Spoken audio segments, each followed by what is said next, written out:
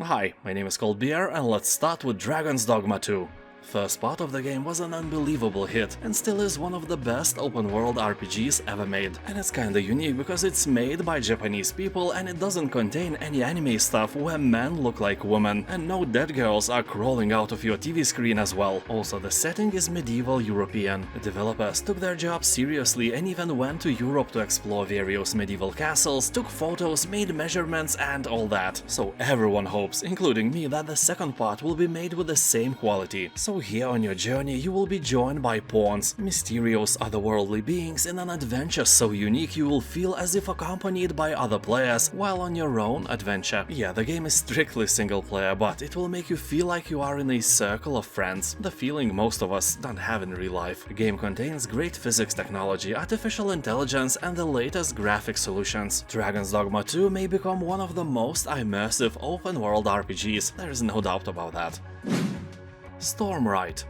This is an open-world action RPG set in a dark fantasy medieval kingdom of Redreach. You will play the role of a young squire, exploring a world full of chaos, monsters and mysteries. You will be able to become an expert as Asin, learn the arts of dark magic or lead your armies into large-scale war against those who put pineapple in their potato salad. You will explore a vast open world filled with interesting landmarks and civilizations, learning skills and traits along the way from people you meet in your journey across the world. The game has multiple endings to all quest lines and a rich character tree to decide how you interact with the environment and its inhabitants. Stormrite looks really beautiful, so let's hope for the best. BlackThorne Keep Chronicles.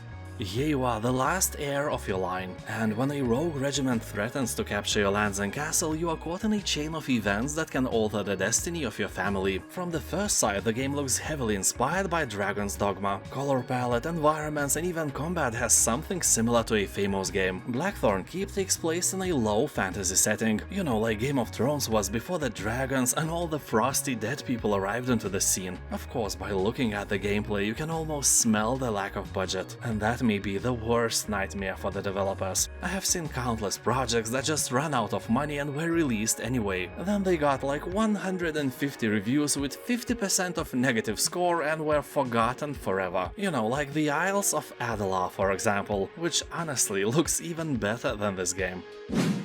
Oden. This is an open-world dark fantasy action RPG inspired by the places and culture of Sardinia. Here you'll explore, discover and decipher ancient mysteries, roam the gloomy world and explore the places destroyed by wars and corruption. The game will also provide a sheer amount of puzzles where you will have to manipulate time to solve them. Also some cool skills like swapping places with an adversary to take tactical advantage, opening portals in space-time to redirect enemy bullets, or slowing them down to dodge and counter incoming attacks, or to eat a whole bowl of potato salad during the combat. The only negative thing I can see here is that the game is Souls-like. You know, usually when you don't have anything else to offer, when your plot is weak, when your NPCs are dull and boring, when your game is short in general, then you have to compensate somehow. So you make players fight long and exhausting battles instead of them enjoying fun and fluid gameplay. So usually if I see Souls-like tag, I'm instantly suspicious. You know, great Souls-like games like Neo or Star Wars Jedi are rare for a reason.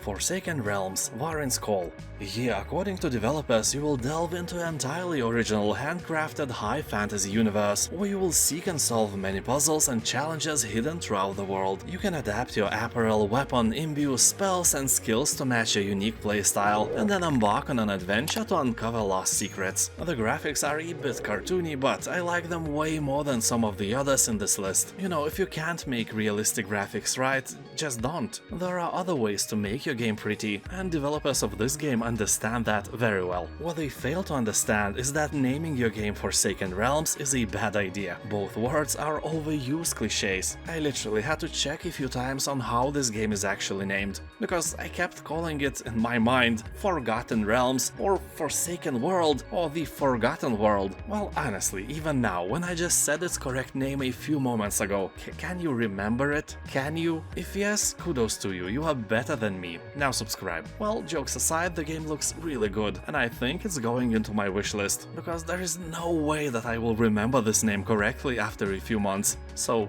yeah, a silver lining for them. Greedfall 2, The Dying World.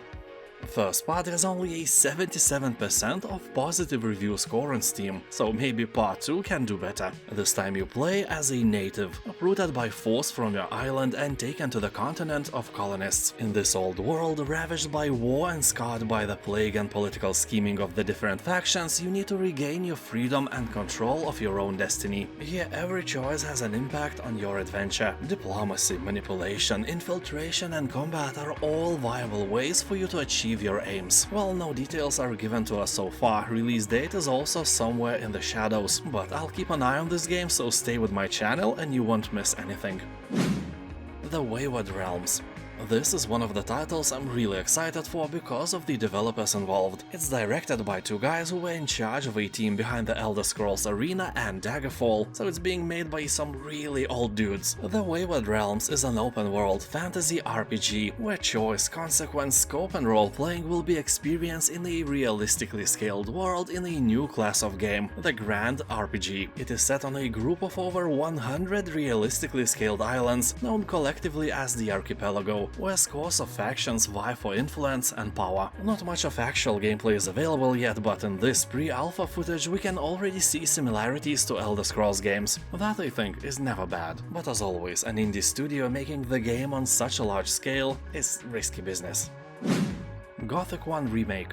Our beloved Gothic games are being reborn once again. You will return to the colony, rediscover the world of the mining town, its secrets and its challenges. I must stress out that this is not a simple remaster where everything just gets HD sugarcoating and more modern-looking visuals, but a complete remake, meaning that they are creating this game from scratch with a modernized combat system and other cool things that we're used to have in nowadays games. Well, let's hope that this remake will be way better than the kinda lame already released playable teaser version. Great graphics is just one side of the coin. The other two sides are the story and gameplay itself. Yeah, development coin has three sides. Deal with it. Avowed. The game is being made by Obsidian Entertainment and set in the world of Eora that was first introduced in the Pillars of Eternity franchise. Avowed is a first-person fantasy RPG, so no third-person for you this time. A long time ago, Bethesda, instead of doing the work by themselves, hired Obsidian to create Fallout New Vegas. Guys made a perfect game for Bethesda, but at the same time they have learned how to make games like that. So after a while, by themselves, they made a Fallout clone, The Outer Worlds, which is a beautiful game. You have all my recommendations, and now they are making a clone of Skyrim. What do we learn from that?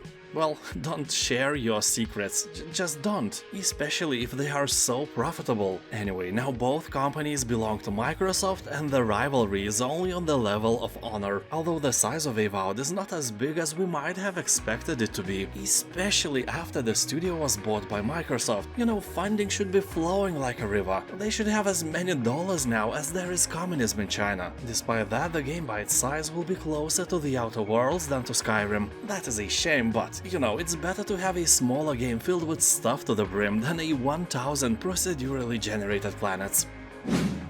Flintlock, The Siege of Dawn. This is undoubtedly one of the most impressive games in this list. You'll explore a dangerous open world, journey through the desert sands, dive into cavernous ruins and unveil the secrets that lie in the towering city of Dawn. Game is presented as a dark fantasy, story-rich, open-world hack-and-slash RPG where choices matter. Well, that sounds really cool. You'll also have a cool foxish companion that allows you to fly for short moments of time. And in your arsenal you will have not only melee weapons but some firearms as well. Sadly, it seems that you can't create your character here, and will have to play with a fixed protagonist as we did in the games like Witcher or Horizon. That may be a good thing if the plot revolves around this fit and good-looking woman, and her appearance and gender plays an actual role in the story, again like we saw in The Witcher and Horizon. And if not, why don't you let me create my fat, bearded Baltic warrior with a giant axe instead? This way my immersion would be way higher. Anyway, thank you for watching, have a nice day and I'll see you next time. Bye.